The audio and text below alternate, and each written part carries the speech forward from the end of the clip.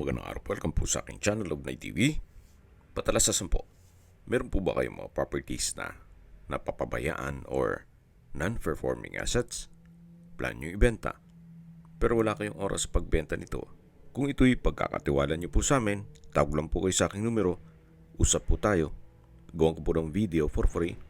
Yes, libre po, wala po kayong babayaran.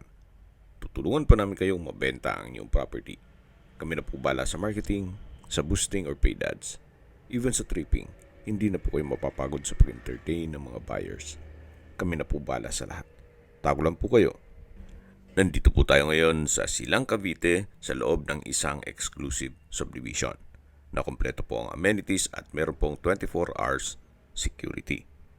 Ito pong bagong video presentation natin ay isang brand new house and lot. May lot area po ito na 157 square meters at may floor area na 193 square meters. 4 bedrooms, 4 bathrooms, maid's room with own toilet and bath. Ito po'y semi-furnished at ready for occupancy. Tungkol naman sa dokumento nito, ito po'y titulado, buhay po ang may-ari, kaya wala po kayong maging problema sa documentation o sa transfer ng title. Ito po yung main gate at may pedestrian gate. Pasok po tayo. Ito po'y naka-landscape na rin. Yan meron pong customized owning type window at yung balkonahe. Hanggang dun po ang property line. At bago po tayo pumasok sa main door, ay i-check natin yung garahe na kung saan kakasya po ang isang sasakyan.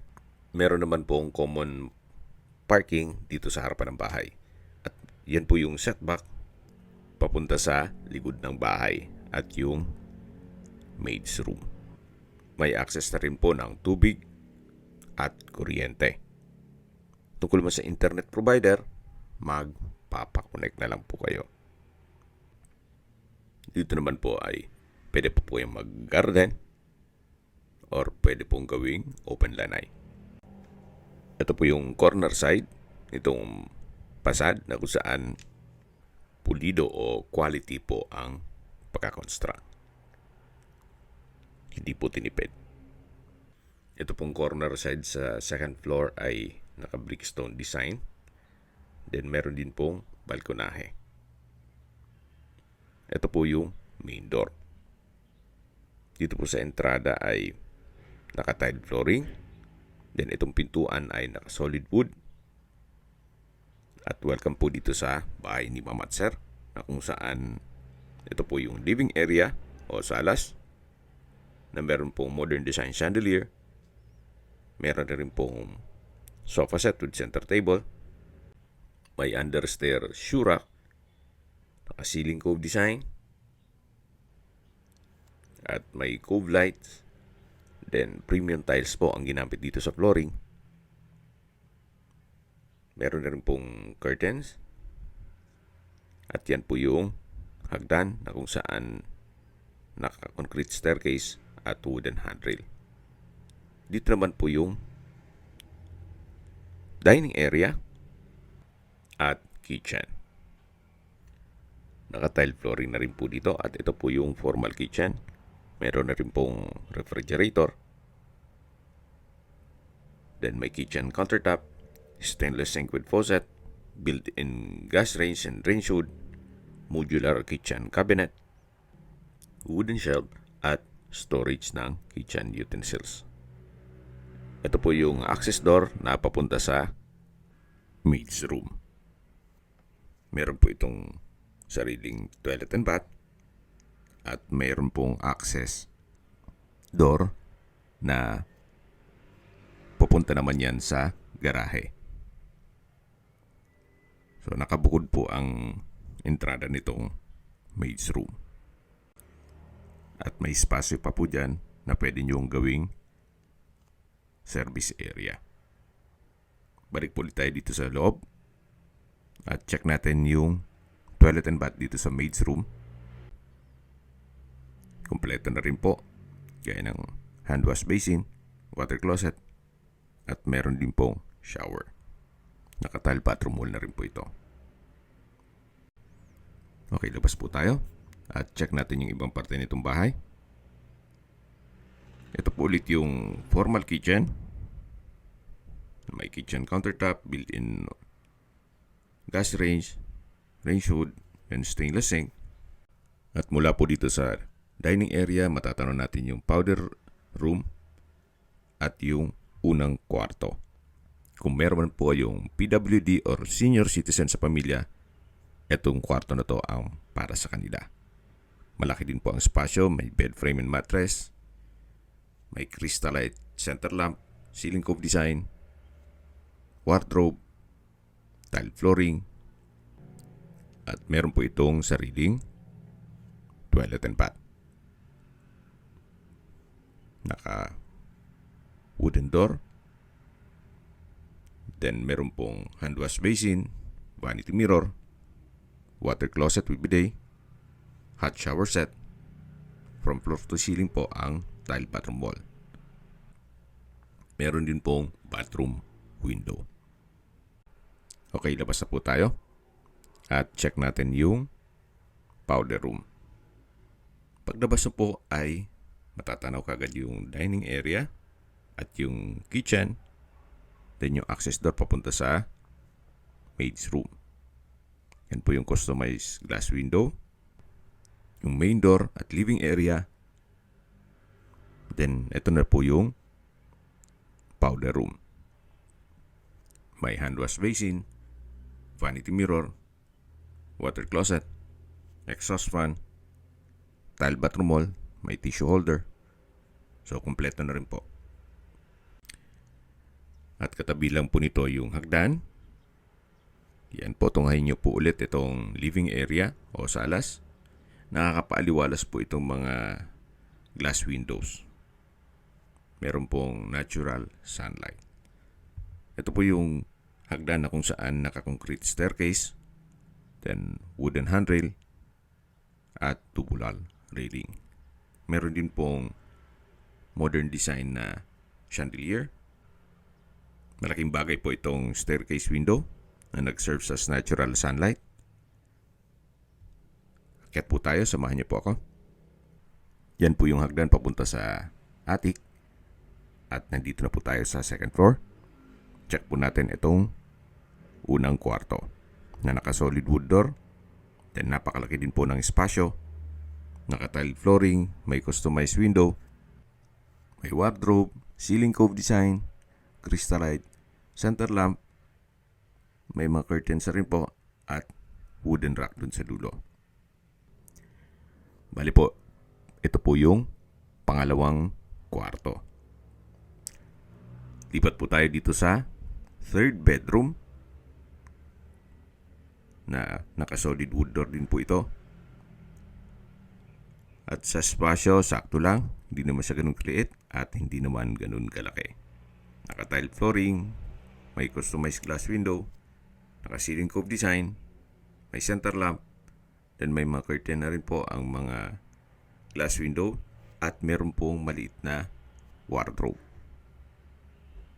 So ito po yung third bedroom. Yan yung pangalawang kwarto na naikutan na natin. Yan po ulit yung hagdan. At bago natin pasukin yung isang kwarto, ay check natin itong common toilet and bath.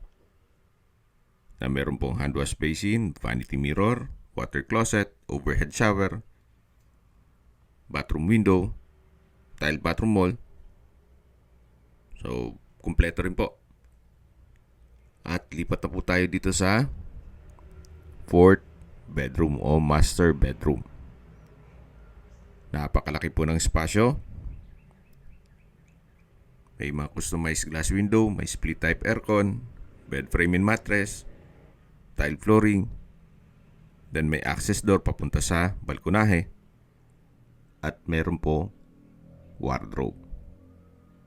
May sariling toilet and bath din po ito. Naka-solid wood door. Then same setup lang. Malaking hand wash basin, vanity mirror, water closet, hot shower set, bathroom window at from floor to ceiling po ang tile bathroom wall. Tunghayin niyo po ulit itong master bedroom na napakaliit po ng espasyo. Ito po yung solid wood access door na papunta naman dito sa balkonahe o terrace na kung saan hanggang dito po sa dulo. Mapapansin niyo po, kahit po dito sa taas ay pulido po ang pagkagawa. Ito po yung naka-spandrel ceiling. Then, meron pong wall lamps. Naka-tile flooring na rin po dito sa balkonahe. At babalik na po tayo dito sa loob. Kung saan ito po yung master bedroom. Labas na po tayo. At check na natin yung attic. Napakaganda po ng disenyo nito na maximize nila yung spasyo. Kung big family po, pwede na po ito sa inyo. Dito po sa attic ay napakalaki din po ng espasyo. Pwedeng gawing another bedroom. Pwede pong gawing study room or office or stock room. Depende po kung anong magiging purpose nyo dito sa attic. Meron din pong chandelier.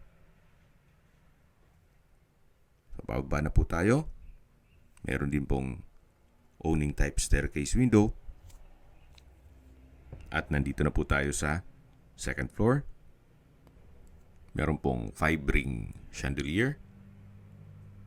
Then, yan po yung tinutukoy ko na customized glass window dito sa staircase na nag-serve as natural sunlight. Then pagkaba po natin, nandito na po tayo sa may living area o salas na kung saan meron din pong sofa set, center table.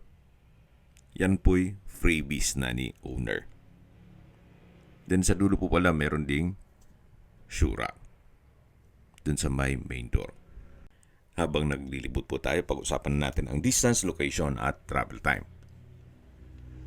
Mula po sa Nuvali, ang distance is 3.3 kilometers at ang travel time is 7 minutes. Kompleto na po gaya ng malls, hotels, restaurants, banks, schools, church, mga business establishments at hospital.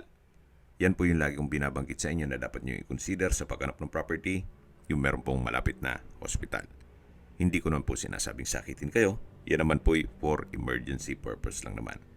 At mula naman po sa UST Santa Rosa Campus, ang distance is 14 kilometers at ang travel time is 26 minutes. Mula naman po sa Tagaytay, ang distance is 21.1 kilometers at ang travel time is 54 minutes. At mula naman po sa Calax, ang distance is 3.8 kilometers at ang travel time is 7 minutes. At kung manggagaling naman po sa Manila o sa airport, ang distance is 38.3 kilometers at ang travel time is 46 minutes. Opo, less than an hour, nasa Manila na po kayo. Ganun po kaganda ang lokasyon nitong property. Okay, sa presyo na po tayo. Binebenta po ito ni owner sa halagang 17.5 million pesos. Kung may mga katanungan po kayo, tawag lang po kayo sa aking numero. At sa mga kababayan naman natin na sa ibang bansa, meron po akong Telegram. Sa mga iPhone user naman, may iMessage.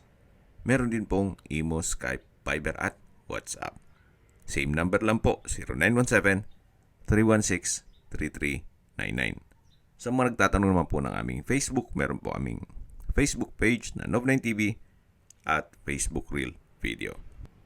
Meron din pong TikTok at Instagram. May ibang YouTube channel po kami na The Nov9TV channel, Nov9TV Listings, Nov9TV On The Spot, Nov9TV Updates, at Nov9TV House Rental. Sana po naibigan nyo ang video presentation. Paki-like and subscribe na po sa aking channel para ma-update din po kayo sa aking future listings. Kung sakali po hanap nyo yung mas malaking sukat ng lupa, meron din po kami ibang listings na pwede nyong pagpilian. Huwag po kayo mag-atubiling tumawag sa amin, then let us know your budget para malaman namin kung anong property pwede namin ilok sa inyo. Sa lahat pong viewer, subscriber at nagtiwala po sa amin, salamat po sa suporta. Ingat po kayo lagi at yung pamilya. Maraming salamat po.